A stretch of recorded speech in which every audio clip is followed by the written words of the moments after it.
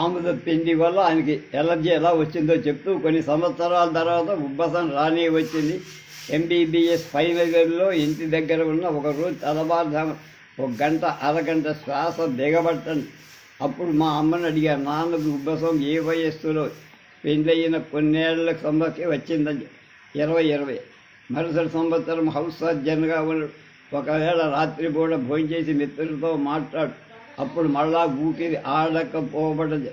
మర్నాడు ఉదయం హాస్పిటల్కి వెళ్ళి మెడికల్ అసిస్టెంట్ ఫిజిషియన్గా ఉన్న డాక్టర్ కోదండరామయ్య గారిని కలిసి అప్పుడు నాకు ఆస్మా వచ్చిందని చెప్పి ఆయన, మీకు ఆస్మా ఏమిటండి? ఇసనోఫీలియా అయి ఉంటుందే అని దానికి కొన్ని ఇంజెక్షన్. ఉబ్బసనానికి ముద్దు పేరే ఇసనోఫీలియా. ఇక్కడ ఇసనోఫీలియా వ్యాధి గురించి కొంత వివరణ ఇవ్వాలి. 1935 ప్రాంతం విశాఖలో కేజీహెచ్లో పనిచేసే డాక్టర్ విశ్వనాథన్ ట్యూబర్క్యులోసిస్ స్పెషలిస్ట్ అని ఆ వ్యాధిని కనుక్కొన్నారు. అదే సమయంలో మదనపల్లి శానిటోరియంలో పనిచేసే ఒక మిషనరీ డాక్టర్ కూడా కనుక్కు. ఇంతవరకు ఈ వ్యాధి క్షయగా ఉబ్బసంగా భావించి వైద్యం చేశారు. ఈ వ్యాధి నిర్ణయం మామూలు రక్త పరీక్ష వల్ల నిర్ణయించేవారు. వ్యాధికి పేరు ట్రాపికల్ ఇసనోఫిలియా అని నామకరణం చేసి శరీరంలో తెల్ల కణాలతో 5 రకాలు: న్యూట్రోఫిల్లు, ఈసినోఫిల్స్, బేసోఫిల్స్, లింఫోఫైల్స్, మోనోసైట్స్. చీమ్ పట్టే జబ్బులలో న్యూట్రోఫిల్స్ ఎక్కువ, దీర్ఘ వ్యాధుల్లో లింఫోఫైట్స్ ఎక్కువ, సైట్స్ ఎక్కువ. అలర్జీ కండిషన్లో ఈసినోఫిల్స్ కొద్దిగా పెరుగుతాయి. ఈ ట్రాపికల్ ఈసినోఫిలియా ఎనసినోఫిల్స్ చాలా ఎక్కువగా 90 నుంచి 95% వరకు పెరిగి శ్వాసకు ఇబ్బంది కలుగు. అందువల్ల ఈ తెల్ల కణాల సంఖ్యను నిర్ణయించి అందులో ఇసినోఫిల్స్ ఉన్నది లేనిది తెలుసుకుంటే వ్యాధి నిర్ణయించవు. మొత్తం కౌంట్ మామూలుగా ఉండి ఈసినోఫిల్స్ ఉండాల్సిన 4 నుంచి 8% కంటే ఎక్కువగా 10 నుంచి 20%గా ఉంటే అది ట్రాపికల్ ఇసినోఫీలియా కాదు. చాలా కారణాల వల్ల ఈ మాత్రం పెరుగుతూ ఉండదు.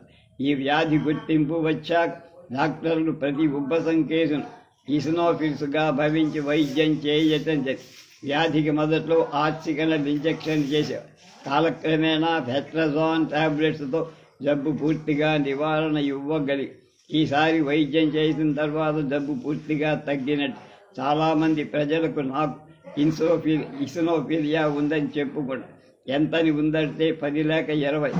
ఏ జబ్బు పర్సంటేజీల్లో రాదు. వీరు ఉబ్బసానికి పెట్టుకున్న ముద్దు పేరు ఇసినోఫిలియా. ఉబ్బసం అంటే ఏదో తప్పని పారంపర్యంగా వచ్చే జబ్బు కల ఆ పేరు తెచ్చుకోవడానికి ఇష్టం. నాకు రానిచ్చిన మందులతో నివారణ కాకపోగా తర్వాత కాలంలో చాలా ఎక్కువగా వచ్చి ఎంతగానంటే రాత్రి పడుకోబోయే ముందు దానికి సంబంధించిన మందు ఎపిడెన్ టాబ్లెట్ వేసుకునేవాడు. దానివల్ల ఆ రాత్రి ఇబ్బంది పెట్టకపోయినా మర్నాడు పగలంతా కాళ్ళు పీక్కుపోయి మొత్తం మీద శీతాకాలం తర్వాత అంతగా బాధించేది కాదు. ప్రాక్టీస్ పెట్టిన తర్వాత కూడా కొన్నాళ్ళు అలానే గడి రాత్రిపూట ఏదైనా అర్జెంటు కేసి వచ్చి చూడటానికి బయటకు వెళ్తే ఆయాసం వచ్చేది. అప్పటికప్పుడు ఆపరేషన్ చేయాల్సిందిగా చేయక తప్పేదిగా. కొన్నేళ్లు గడిచాక పగలు రాత్రి తేడా లేకుండా ఈ వ్యాధితో బాధపడుతూ హాస్పిటల్కి కూడా వెళ్ళలేకపోయా. వైద్యపరంగా పూర్ణ పురుషుని జయప్రదకు పరిభారం ఎక్కువై రాత్రిపూట మళ్ళీ నన్ను కనిపెట్టుకొని ఉండాల్సి వచ్చి అలా ఒక 10-15 రోజులు గడిచాక స్థలం మార్పిడి చేస్తే ఎలా ఉంటుందో అని బాపట్ల యార్లగడ్డ కృష్ణమూర్తి గారి ఇంటి దగ్గర ఉన్న కొన్నాడు. ఆ కాలంలో ఇలస్ట్రేటెడ్ వీక్లీ పేపర్లు సీరియల్గా ఆఖరి రోజులలో నెపోలియన్ అనే శీర్షికలో 5-6 భాగాలు ఆర్టికల్స్గా వచ్చి అది పూర్తిగా చదివిన నెపోలియన్ ఎంత అనారోగ్యంగా బాధపడేవాడు. అయినా యూరప్ ఖండమంతా ఎంత అలజడి సృష్టించాడు. చివరి రోజుల్లో సెంట్ హెలీనా అని దానిలో ఎంత బాధపడ్డాడు. చదివి కేవలం ఉబ్బసం వ్యాధి వల్ల ఇంట్లో చేసుకునే పని కూడా చేసుకోలేకపోవడం సరికాదు. ఏ మందు వేసుకొని అయినా పని చేయాల్సిందే అని నిర్ణయించుకొని బాపట్ల నుండి తిరిగి వచ్చి అలాగే రోజుకు 2-3 సార్లు టాబ్లెట్ సీసా ముందు వాడుతూ ప్రాక్టీస్ చేశారు. 67 అక్టోబర్లో చాలా తీవ్రమైన అటాక్ వచ్చి దాని స్టేటస్ ఆత్మమాటికన్ అంట. అంటే కొన్ని గంటల పాటు శ్వాస దిగబట్టి ఆక్సిజన్ సాయంతోనే శ్వాస పీల్చుకోవలసి వచ్చింది. అప్పుడు డాక్టర్ సి సాంబశివరావు గారు వైద్యం చేసి తెల్లారేసరికి మామూలుగా శ్వాస పీల్చుకో, అయినా సరే పక్కన ఉన్న బాత్రూంలోకి వెళ్ళాలంటే భయం. అప్పుడు కార్టిసోన్ మందు వాడి తర్వాత ఏసీటీహెచ్ అనే ఇంజక్షన్ వాడిన తర్వాత 4 రోజులకు మళ్ళా హాస్పిటల్కు వెళ్ళగలిగా. పెన్సిల్ అలవాటైపోయింది.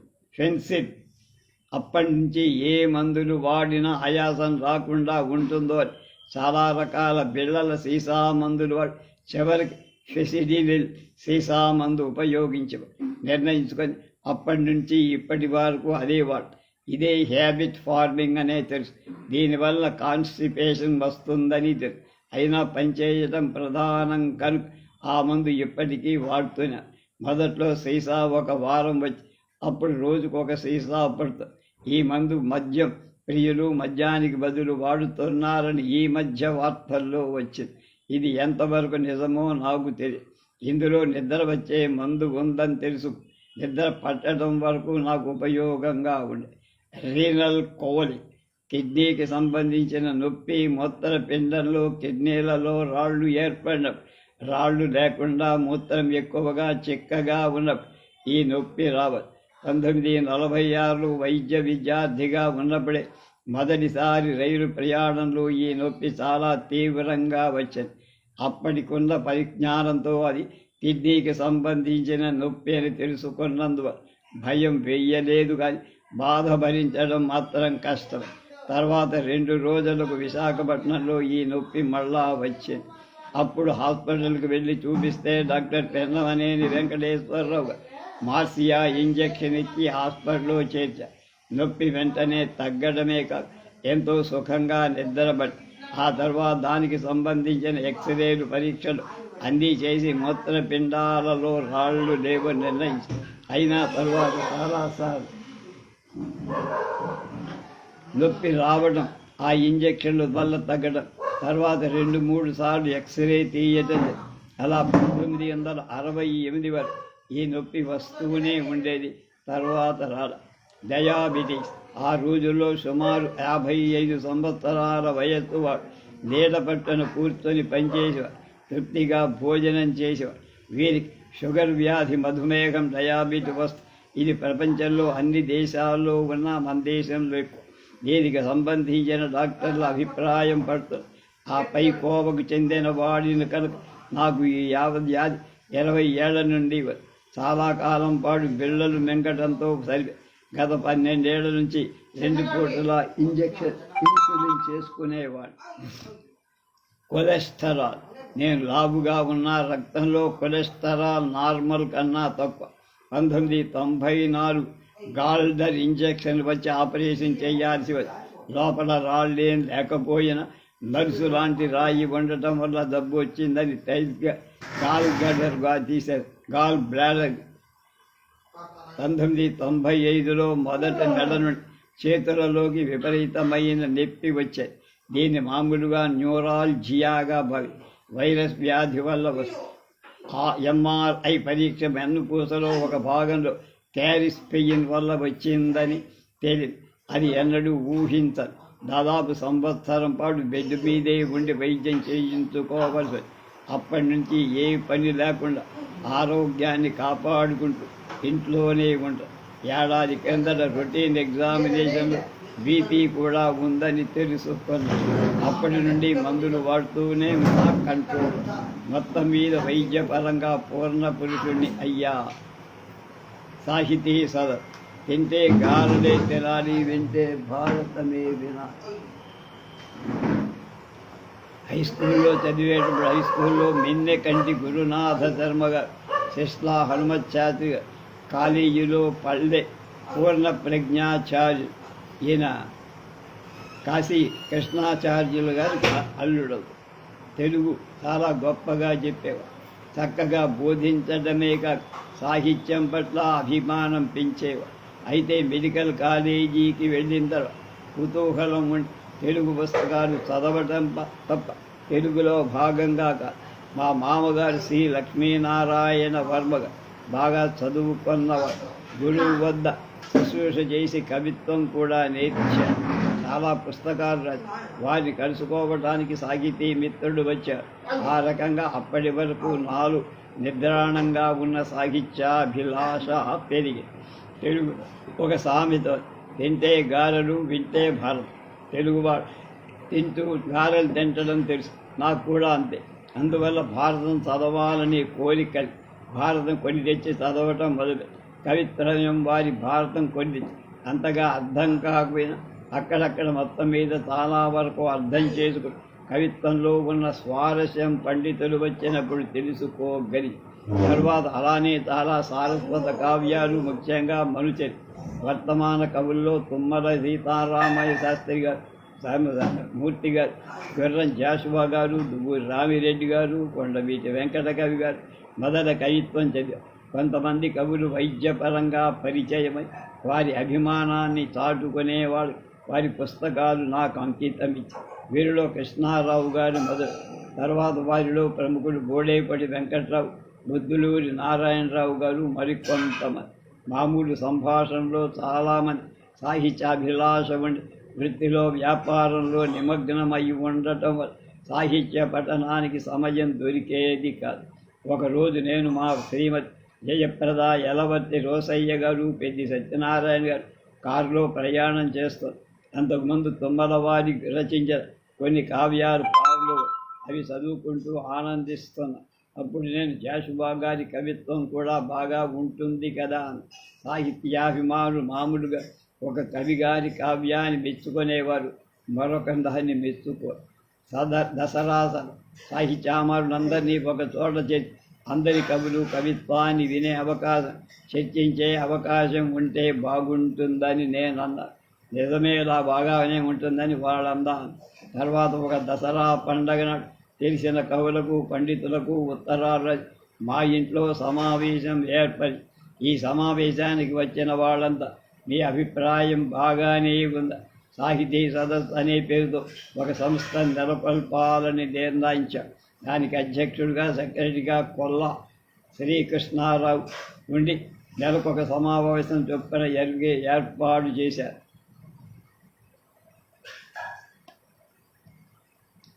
జాషువా గారి నామకరణం సాధారణంగా ఎప్పుడైనా ఇద్దరు ముగ్గురు కవులను ఒకే వేదికపైకి తీసుకొస్తే రసాభాసగా మారుతుందనే నా సాహిత్య సదస్సు యొక్క ప్రధాన ఉద్దేశం. ఎన్ని రకాల అంటే సాంప్రదాయిక కవిత్వంతో ఆధునిక కవిత్వంలో వచ్చిన వివిధ శాఖలు కూడా అవగాహన చేసుకునే ప్రయత్నం మొదటి సమావేశం మా ఇంట్లోనే జరిగింది. దానికి పట్టణంలో వాళ్ళని పరిసర ప్రాంతాల వాడిని ఆహ్వానించడం జరిగింది. ఈ సమావేశాన్ని ముఖ్యులు జాషువా గారు, సంజీవ దేవు గారు, కొడవటి గంటి వెంకట కవి గారు, శ్రీ అమరేంద్ర గారు మొదలైన. ఆశయం మంచిదే అన్నారు. నూతన సంస్థకు సాహితీ సదస్సు అని జాషువా గారు పేరు పెట్టి సాహితీ సభ్యత్వం రుసుం లేదు. తర్వాత ప్రతి నెలా సమావేశం జరిగేది. ప్రతి సభలో ప్రధాన వక్త వ్యక్తిత్వం కానీ వ్యాసం కానీ వినిపించేవారు. దాని తర్వాత ఔత్సాహికులు అవసరమైన వివరణ అడిగేవారు. యువకులను ఉత్సాహపరిచేందుకు వారికి కూడా కవితలు వ్యాసాలు వ్రాయడానికి అవకాశాలు. ప్రతి నెల మీరు సాహితీ అందరూ రావాల్సిందని వ్రాసేవారు. అందువల్ల కాలం గడిచిన కొద్దీ ఎక్కువ సంఖ్యలో వచ్చేవారు. చాలా దూరం నుండి, అంటే పశ్చిమ గోదావరి, కృష్ణా నుంచి కూడా. మెంబర్షిప్ ఫీజు లేదు. చాలా పట్టణాల్లో సాహిత్య సంఘాలు రిజిస్టర్ చేయి సాహిత్య అకాడమీ మెంబర్లు అయ్యారు. ఈ దృక్పథంతో సాహితీ సదస్సు నడిపితే మెంబర్షిప్ కావాలి, ఎల్లప్పుడూ జరగాలి. అసలు ఆశయం మరిచేవారు. ఆ రాజకీయాల్లో పడిపోవాల్సి వస్తుందన్న భావంతో సాహిత్య అకాడమీ వారు స్వయంగా మీ సంస్థ నుండి ఒకరిని సభ్యులుగా పంపమని కోరుతూ దరఖాస్తు పంపినా మేము మా మెంబర్షిప్ తీసుకోలేదు. ఫిబ్రవరి నెలలో 17వ తారీఖు మా మేనకోడలు ఆశ పుట్టినరోజున కార్యక్రమం ఏర్పాటు చేసి వీలైనంత వరకు స్త్రీ రచయిత ఉపన్యాసం ఏర్పాటు చేశాం. మిగతా నెలలో ఎక్కువగా 3వ ఆదివారం ఈ సమావేశం జరిగి ప్రత్యేకంగా ఒక చోట జరగాలంటే సభ్యులు ఎవరి ఇళ్లలో ఏర్పాటు అక్కడే జరిపించేవారు. Sarvashri doctor Shobhanadri, doctor Yathirajulu, YV Subbarao, Vijaya ఆన్కో అండ్ కో హనుమంతరావు, పడాల కోటయ్య నాయుడు, నల్లపనేని వీరయ్య చౌదరి, తిప్పనేని శివరామకృష్ణయ్య, గురిజోడు వెంకట్రామయ్య, బాచెన సుబ్బారావు మొదలైన ఇళ్లలో కూడా కాలక్రమేణా సభ్యుల సంఖ్య పెరిగాక Purna tutorial college Patibanda Sitaramayya high స్కూల్లో జరిగి ప్రతి సమావేశంలో కొత్తదనం ఏర్పడి ఉదాహరణకు సమావేశంలో అమరేంద్ర గారు కీట్స్ మహాకవిని గురించి ఆ ప్రసంగం తర్వాత గురిబోధ వెంకట్రామయ్య ఆనంద పట్టల ఇటువంటి కుమారుడు ఒకరుంటే జన్మ ధన్యమవుతుందని వక్తలే కాదు శ్రోతలు కూడా దూర ప్రాంతాల నుండి వచ్చి ప్రతి సాహితీ సదస్సు ప్రారంభంలో వక్తలు తమ ప్రసంగ వ్యాసాలు ఇచ్చిన వాటిని అచ్చువేస్తామనుకున్నారు. కానీ అమరేంద్ర గారు, సంజీవదేవులు మాత్రమే చెరొక వ్యాసం పంపారు. తర్వాత ఉపన్యాసకులు ఎవ్వరూ ఎలాంటి వ్యాసాలు ఇవ్వన వాటిని అచ్చివేయటానికి వీలు కాదు. గుంటూరు చుట్టుపక్కల ఉన్న వాళ్ళనే కాదు, దూర ప్రాంతాల నుండి కూడా గొప్ప వక్తలను ఆహ్వాని వారితో ప్రసంగాలు చేయి. నెల్లూరు నుండి మరుపూరి కోదండరామరెడ్డి గారు వేమన పైన చక్కని ఉపన్యాసం ఇచ్చారు. మద్రాసు నుండి రామలక్ష్మి ఆరుద్ర, హైదరాబాద్ నుండి దివాకర్ల వెంకటావధాన గారు, డాక్టర్ సి నారాయణ రెడ్డి గారు, నాయన కృష్ణకుమారి గారు, యశోదారెడ్డి గారు, వానమామలై వరదాచార్యు గారు, పోతన చరిత్ర రాసిన కాళోజీ నారాయణరావు, రాయలసీమ నుండి పుట్టపర్తి నారాయణచారి, గడియారం శేషశాస్త్రి, రాజన్న కవి, సుబ్బన్న శతావధాని గారు కూడా వచ్చే ప్రసంగం. వెంపరాల సూర్యనారాయణ శాస్త్రి గారు ఆముక్తమాల్యత పైన మొత్తం మీద సాహితీ సదస్సులో ప్రసంగాలు విమర్శలకు గురి కాల అందరి అభిమానాన్ని నండూరి రామకృష్ణమాచార్యులు గారు, ఆచంట జారంరామ్ గారు కూడా పొందేది. ప్రసంగం చేయటానికి కాక శ్రోతలు కూడా దూర ప్రాంతాల నుంచి కూడా వచ్చి వేగుంట కనకరామ బ్రహ్మం, పెదపుల్లేరు నారాయణరాజు గారు, కృష్ణా జిల్లా నుండి గొర్రెపాటి వెంకట సుబ్బయ్య శ్రోతలుగా కూడా వచ్చి అలా బయటి నుండి వచ్చిన వారు మా ఇంట్లోనే భోజన వసతులు ఏర్పాటు. భోజనానంతరం పెద్దలు సాహిత్య గోష్ఠి జరిపారు. మొత్తం మీద సాహిత్య సభకు హాజరైన ప్రతి ఒక్కరు ప్రతి సమావేశం తర్వాత ఆనందంగా గుంటూరు నుంచి వెళ్ళి గుంటూరు పట్టణం విద్యా కేంద్రంగా ఉద్దంత పండితులు సర్వశ్రీ జమ్మలమడక మాధవరాయ శర్మ, జంఛాల పాపయ్య శాస్త్రి, అలాగే నాగళ్ల గురుప్రసాదం, ఏలూరుపాటి అనంతరామయ్య, బేతపూరు రామబ్రహ్మం, గుండపరపు లక్ష్మీనారాయణ, కడియాల రాజా రామ్మోహన్ రావు, ప్రసాదరాయ కులపతి మొదలైన వారు అందుబాటులో తక్కువ వ్యవధిలోనైనా సమావేశాల్లో మాట్లాడి 1977 వరకు ఇలాగే సాగి సభ్యుల స్థాయిని బట్టి ఉపన్యాసకులు కూడా చక్కగా మాట్లాడేవారు. రాజకీయాలు తెచ్చి స్తబ్దత తర్వాత కొన్నాళ్ళు అప్పుడప్పుడు జరిగాయి. నేను రాజకీయాల్లో చేరినందువల్ల ఈ వైపు శ్రద్ధ తగ్గడం, మరొకరెవరు ఆ బాధ్యత తీసుకోకపోవడం పూర్తిగా సమావేశాలు అయినా ఇప్పటికీ సంవత్సరానికి 1-2 సమావేశాలు జరుపుకుంటున్నా కానీ సభ్యుల్లో పూర్వపు ఉత్సాహం లేదు. తర్వాత కొన్ని సాహిత్య సంస్థ గుంటూరులో ఏర్పడి సమావేశాలు జరుగుతున్న ఆ స్థాయిలో జరగటం లేదని నాకు. ఇప్పటికీ నేను పొరుగు గ్రామాలకు వెళ్ళిన ఒకరిద్దరు వచ్చి మేము సాహితీ సదస్సులకు హాజరు అయ్యేవాళ్ళమని చెప్తూ ఉంటాం. ముఖ్యంగా జేకేసీ కాలేజీలు బిఏ స్పెషల్ చదివే వాళ్ళు వస్తే మొత్తమే సమాజం మీద సాహితీ సదస్సు ప్రభావం కొంత ఉంది అనిపించింది. కవి పండిట్ దువ్వూరి వెంకటరమణ శాస్త్రి గారు ఆంధ్ర యూనివర్సిటీలో తెలుగు వ్యాకరణం బోధించి అంతకుముందు చిట్టుగూడు సంస్కృత కళాశాలలో చదివి అక్కడే కొన్నాళ్ల పాటు ఉపన్యాసకుడు, కళాశాల ప్రిన్సిపాల్, వీరితో సాన్నిధ్యం ఏర్పడి చివరి వరకు విడదయ్యరాని బంధంగా సాహిత్యోపన్యాసాలు పిలిచినప్పుడు సామాన్యంగా ఇద్దరు కలిసే వచ్చేవాడు. అంటే వరదాచార్యులు ఉపన్యాసం అందరికీ అర్థమయ్యే మహదానందం కలిగించేట్టుగా చేశారు. బాల వ్యాకరణం కర్తృత్వం గురించి పండితుల వాదోపవాదాలు చేసుకునే రోజుల్లో వీళ్ళ బాల వ్యాకరణ చెన్నయ్య సూరి గారి వ్రాశారు.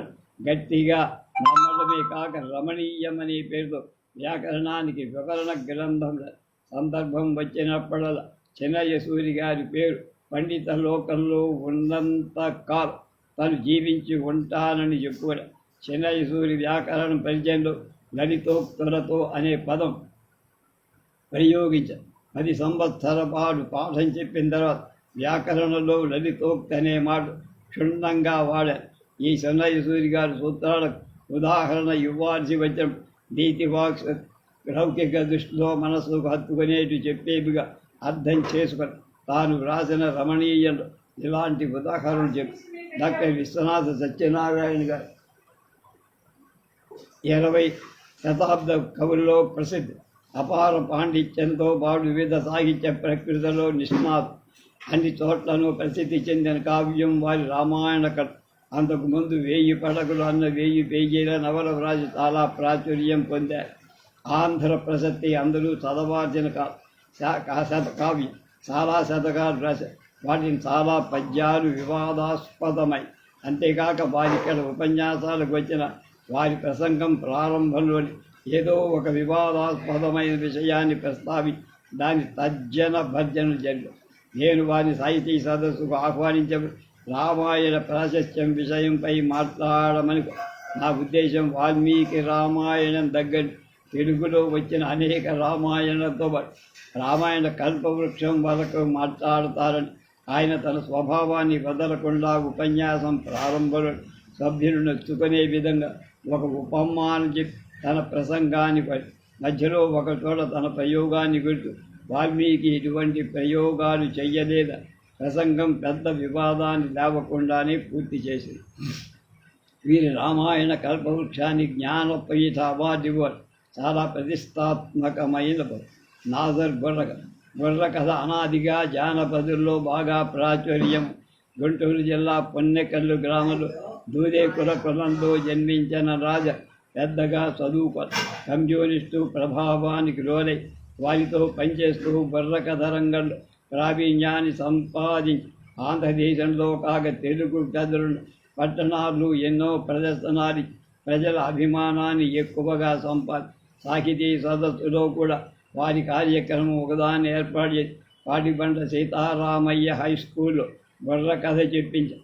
ఈ సందర్భంగా నేను సన్మానం చేసి తర్వాత నాతో సాన్నిహిత్యం పెంచుకొని వైద్యానికి వచ్చేవాడు.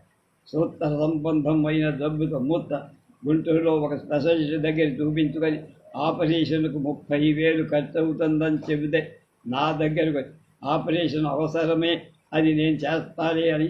ప్రోస్టేట్ ఆపరేషన్ జబ్బు క్యాన్సర్ అని. క్యాన్సర్ అనగానే ఎవరికైనా భయం. పక్కవాడు దానికి ప్రత్యేకమైన చికిత్స చేసుకోవాలని ఉచిత సలహా చెప్పు. నేను ఈ క్యాన్సర్ జబ్బుకు సంబంధించిన ప్రత్యేక చికిత్స లేదు, రోజుకు ఒక ట్యాబ్లెట్ వేసుకుంటే 10 ఏళ్ల పాటు ఏమీ ఇబ్బంది ఉండదని చెప్పి ట్యాబ్లెట్ కొని ఇచ్చా. 10 సంవత్సరాలు పైనే బతిగా సహజమైన మరణం కూడా పొందా. బుర్ర కథలు చెప్పడమే కాక స్వయంగా రచనలు చేసేవా. పాండిత్యం పెద్దగా లేకపోయినా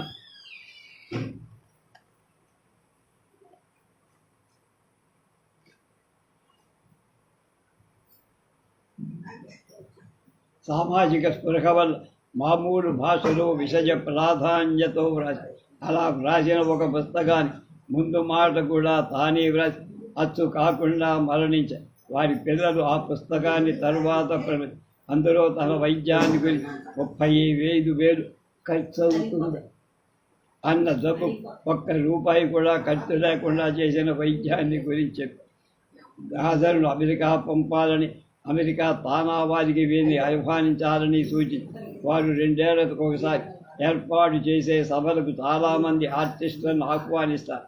ఆ విషయంలో ఎంతోమంది ప్రస్తావించిన బయోడేటా పంపించమనండి ఆలోచిస్తామన్నారుగా వారి ప్రతిభను గుర్తించిన వాళ్ళు కాదు. అందువల్ల అమెరికా వెళ్ళే ప్రయత్నం భరించరా వారిని భారత ప్రభుత్వం పద్మశ్రీతో మాత్రమే. కాళోజీ నారాయణరావు గారు సుప్రసిద్ధ తెలంగాణ రచయిత. నైజాం నవాబు వ్యతిరేకంగా జరిపిన పోరాటాల్లో పాల్గొని చాలాసార్లు జైలుకు వెళ్ళారు. సున్నిత మనస్కులు రచనలు ఎక్కువ గేయ రూపంలో వ్రాసి ఆ గేయాలు చదువుతూ మధ్యలో కన్నీళ్లు పెట్టుకుంటూ ఉంటారు. వినేవారికి చదివే వాళ్ళకు కూడా కన్నీరు వచ్చే పని. గుంటూరులో సాహితీ సదస్సుకు వచ్చి ఎక్కువసార్లు సివిఎన్ ధన్ కళాశాలలో వారి ప్రోగ్రాములు ఉండేవి. వారు వచ్చినప్పుడు యాదగిరిగుట్టపై ఉన్న నృసింహస్వామి ఒక సుదీర్ఘ గేయం చదివారు. ఆ గుడి పూజారులు వీరికి నరసింహస్వామిని గురించి వ్రాయమన్నప్పుడు ఆ గుడితో దగ్గర సంబంధం ఉన్నవి కాదనలేకపోయా. చాలా అర్థవంతంగా ఉందా గేయం. భద్రాచలంలో జరిగే సీతా కళ్యాణం చూడాలని కోరిక, కానీ సాధ్యంగా ఎందుకు ఎప్పుడూ అది వేసవి కాలంలో అని ఎగతాళిగా వారు దాదాపు 97 జీతిగారు స్నేహానికి ప్రాణం ఇచ్చేవారు. బాలబంధు వివి నరసింహారావు గారు ఉద్యోగరీత్యా ఇన్స్పెక్టర్ ఆఫ్ స్కూల్స్, గొప్ప కళాకారు, నాట్యం ఆయన ప్రత్యేక. వారు స్త్రీ పాత్ర వేస్తే అందరూ ఈ వేషం స్త్రీదే అని భావించారు, భ్రమపడే. మంచి గేయకథ, చాలా అందంగా పాడే ఉపన్యాసం గంటల తరబడి చెప్పిన శ్రోతలకు ఆనందంగా. నాకు 1959లో పరిచయం. అప్పటి నుండి మా కుటుంబానికి సన్నిహితం. మా పిల్లలందరూ మామా మామా అనిపించారు. కొన్ని రచనలు మా పిల్లలకు అంకితం కూడా ఇచ్చారు. గుంటూరు వచ్చిన మా ఇంట్లో, రావెల సాంబశివరావు గారి ఇంట్లో, సిబిఎన్ ధన్ ఇంట్లో ఎక్కువగా గడిపి ఆంధ్రదేశమంతా తిరిగి శ్రోతలను, ముఖ్యంగా చిన్నపిల్లలు ఆలరించేవారు. సంజీవదేవ్, గొర్రపాటి వెంకట సుబ్బయ్య, వేగుంట కనకరామ బ్రహ్మ, నారాయణరాజు మొదలైన వారు మిత్ర మండలి ఏర్పాటు చేశారు. ప్రతి ఏడాది సంక్రాంతి పండగ వీరి ఇళ్లలో ఏదో ఒక తోట కలిసి కలబట వంటి ఎవరి రచనలు వాడు మిగతా మిత్రులకు చూపించి ఆడుతూ పాడుతూ ఆనందించారు. వీరికి చాలా చోట సన్మానం. వీరి నివాసం గుడివ. ఈయన జీవిత చరిత్ర కూడా వ్రాసుకున్నారు. ఆయన తల్లిదండ్రులు కడసారి బిడ్డ, అందువల్ల ఎక్కువ రోజులు తల్లి పాలు తాగానని ఊహ తెలిసిన తర్వాత కూడా తల్లి పాలు తాగడం ఆ రుచి తనకు బాగా గుర్తు ఉన్నట్టు రాశారు. అందరం తల్లి పాలు తాగిన ఆ రుచి ఎవరికి గుర్తుండదు. ఆ రచయితగా ఇంగ్లీష్, తెలుగు పుస్తకాలు చాలా చదివా. చలం గారు, ఆయనతో వ్యక్తిగత పరిచయం. వారంటే ఆరాధనాభావం. ఇన్ని సన్మానాలు పొందిన తన స్వగ్రామ స్వస్థనులు సన్మానం జరగాలని కోరుకునేవారు. రాయల అప్పారావు అనే సంపన్నుడు చాలా ఘనంగా వీరి గుడివాళ్ళు సన్మానం జరిపి ఆ సన్మానానికి మిత్రులందరం హాజరయ్యి ఆ రోజు వారి ఆనందానికి అవధలే.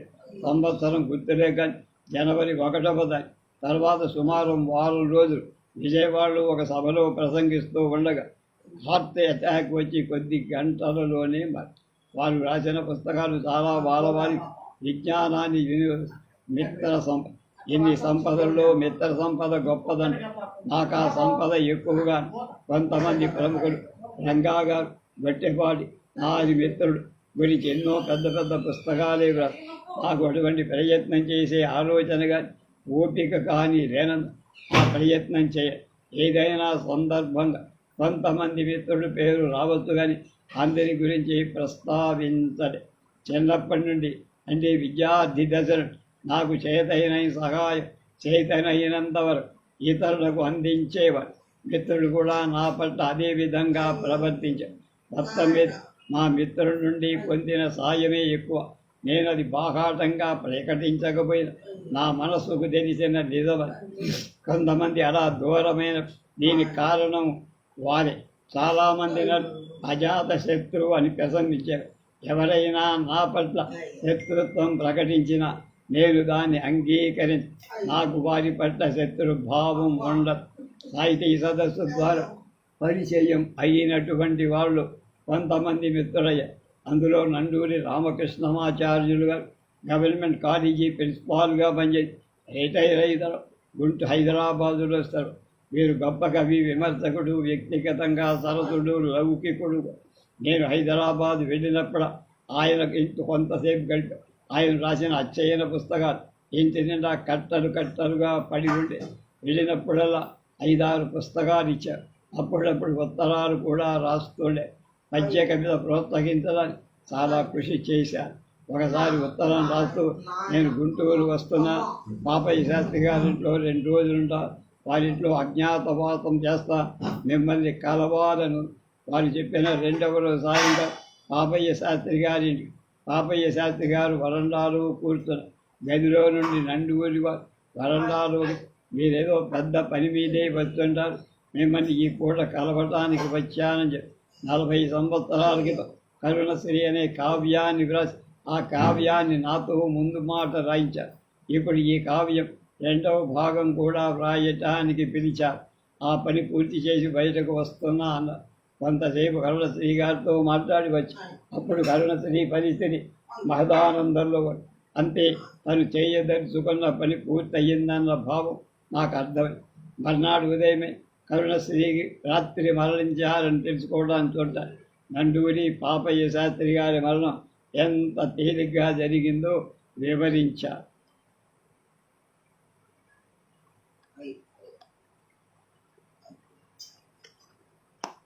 నిన్న సాయంకాలం నేను వారిని చూడటానికి వెళ్ళిన వారిలో సెన్స్ ఆఫ్ ఫుల్ఫిల్మెంట్, అందువల్ల నాకు వారేమీ ఆశ్చర్యం కలిగించలేదు. నిజమేనండి, ఆ మాట నాకు తట్టలేదా.